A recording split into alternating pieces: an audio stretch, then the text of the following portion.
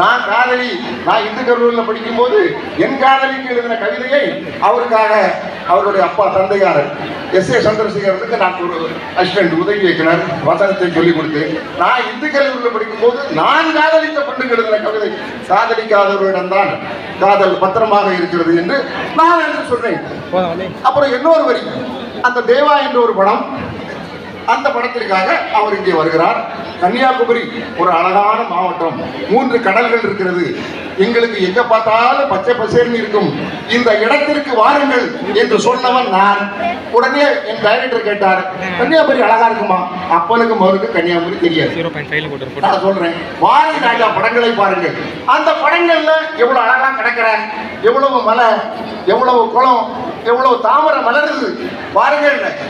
அப்படியாப்பா, அதெல்லாம் உங்க ஊரானாரு. மலையாள படங்களை பாருங்க, பரதனுடைய எல்லா படங்களும் எங்களுடைய கன்னியாகுமரியில தான் எடுப்பாங்க. அட்லீஸ்ட் மார்த்தாண்டத்துக்கு வந்து ஒரு சீன் எடுத்துட்டு போயிடுவாரு. பாருங்க பாருங்கன்னு சொல்லி காட்டினேன், படம் எடுத்தார்கள். இங்கே படம் முழுக்க அந்த தேவா படம் இங்கேதான். நான் அப்பொழுது முதல் அசிஸ்டன்ட் ஆனேன். அப்பவும் என்னுடைய ஒரு பாடல் வாலிகிட்ட போய் சொல்லியிருக்காரு, கவிஞர் வாலிகிட்ட, இப்படி என்னுடைய அசிஸ்டன்ட் எங்க டைரக்டர் அவரு ஒரு காதலிக்கு ஒரு வரி எழுதியிருக்காரு, அதை வச்சுக்கலாமா? உடனே வாலி கேட்டார், என்ன பண்ணார்? நான் என் காதலிக்கு உன் காலடி மண்ணே எனக்கு திருநீர்னு எழுதுனேன். அந்த வரி அப்படியே வாலிகிட்ட சொன்ன நல்லா இருக்கேன்னாரு. அதுல ஒரு ஹிட்டு பாட்டு இருக்கு, உன் காலடி மண்ணை எடுத்து நான் திருநீராக பூசிக்கிட்ட ஒரு கடிதம் எழுதுகிறேன்னு ஒரு பாட்டு, அதுவும் ஹிட்டு.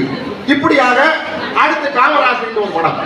என் காமராசுக்கு வரும்போது ஒரு சம்பவம், ஒரு சினிமா ஜெயிக்குமா தோற்குமா சொல்ல தெரியாது, அது ஒரு லாட்டரி டிக்கெட். கடின உழைப்பு இருந்தாலும் அது ஒரு லாட்டரி டிக்கெட். அப்படி இந்த மாவட்டத்திலிருந்து தயாரிப்பாளரா போனவர் அந்த காலகட்டத்தில், நீங்க இன்னைக்கும் கைப்புள்ளைன்னு ஒரு காமெடி கேட்கல, வின்னர் ஒரு படத்துல காமெடி உண்டு இல்லையா, அதை எடுத்தது வின்னர் ராமச்சந்திரன் நாகர்கோவில் தயாரிப்பாளர், அவரும் வெற்றி பெற்றார்.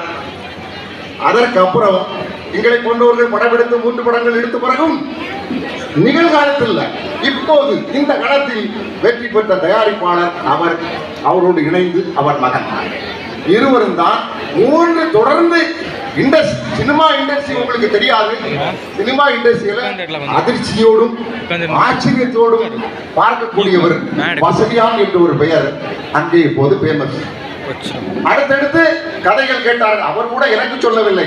அடுத்தடுத்து கதை கேட்டு புது படங்கள் எங்களுக்கு எப்படி, நான் சூப்பர் குட் பிலிம்ஸ் நிறைய ஹிட் படம் கொடுத்த, சொல்லாத மனம் துள்ளும், ஏகப்பட்ட ஹிட் படம் கொடுத்த அந்த ப்ரொடியூசர் R.P. சௌத்ரி, அவர் எப்போதும் புதியவர்களுக்கு தான் வாய்ப்பு கொடுப்பார்கள், புது டைரக்டரை தான் புதுமுகமாக அறிமுகம் செய்வார். அதே போல அந்த நண்பர் வசதியார் கூட எனக்கு சொல்லவில்லை. இண்டஸ்ட்ரியில நான் கேள்விப்பட்டேன், என்னுடைய மேனேஜர் அவருடைய படங்களுக்கு மேனேஜரா பணிகிறார், அவரும் சொல்லவில்லை. இண்டஸ்ட்ரியில சொல்றாங்க, வசதியான்னு இவரை நான் நண்பர், கன்னியாகுமரிங்கிறது அவர்களுக்கு தெரியல. என்ன தெரிஞ்சிருக்கு, நீங்க கன்னியாகுமரிங்கிறது தெரியல.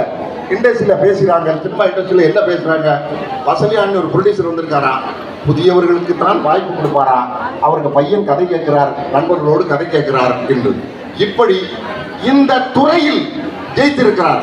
அண்ணன் ஒரு பேட்டியில சொன்னார், இந்த முதல் அவர் கதையை கேட்கும்போது மனைவி கிட்ட சொன்னாரா, நம்ம ஊர் பொண்ணு அவருடைய மனைவி 2 பேரும் சேர்ந்து அந்த கதையை கேட்டு ஒரு வாழ்வை, ஒரு வசந்த வாசலை அந்த இயக்குனருக்கு திறந்து விட்டு இருக்காங்க. அப்போ அவங்களுடைய மனைவி அது கேள்விப்பட்டேன். அவர் சொல்றாரு, அது புது டைரக்டர் தான், நம்ம மண்ணில இருந்து ஜெயிச்சு இந்த சமயத்துல ஒரு பெரிய கம்பெனிக்கு 3 படங்களை கொடுத்து அமைதியாகவும் அடக்கமாகவும் இருக்கிற அவரை பாராட்டுறதுக்கு தான் சினிமாவுடைய இந்த மண்ணிலிருந்து போன நான் அதற்கு நண்பர் சிவனி சதீஷ் தேர்ந்தெடுத்தார். அவரை பாராட்டி விட்டு நிறைய புதுமுகங்கள், உடனே நாங்கெல்லாம் சென்னையில போனா எங்க அப்பா அம்மா காசு அனுப்புனாங்க. அப்புறம் நடிகர் விஜய் வீட்டில் தங்கியிருந்து அசிஸ்டன்டா போற பாக்கியம் எனக்கு கிடைத்தது. ஆனால் உங்களுக்கு எத்தனை பேருக்கு சினிமா கனவோட இருக்கிறவங்களுக்கு கிடைக்காது. ஆனால் உங்களுக்கு நாகர்கோயிலில் ஒரு தயாரிப்பாளர் கொடுத்தாச்சு. நல்ல திறமசாலிகள் அவரை நாடலாம். அவருடைய பையனும் திறமையானவர்களுக்கு வாய்ப்பு கொடுக்க வேண்டும் நல்ல எண்ணத்தோடு இருக்கிறார். அதனால் அவருக்கு இந்த விருதை கொடுக்கிற பாக்கியம் எனக்கு. இன்னொரு நாள் உங்ககிட்ட அதிகமா பேசுறேன். ஏன்னா அவங்க அவ்வளவுக்கும் விருது கொடுக்கறதுக்கு இந்த சிவனி சதீஷ் இந்த கன்னியாகுமரி மாவட்டத்திலே ஒருத்தருக்கு எல்லாருக்கும் விருது கொடுக்கணும்னா, எல்லாருக்கும் சர்டிபிகேட் கொடுக்கணும்னா இந்த தியாகியை போல ஒரு ஆளை பார்க்க முடியாது. அவர் ரெடியா இருக்காரு. இன்னும் எத்தனை கெட்டு வச்சிருக்காருன்னு தெரியாது.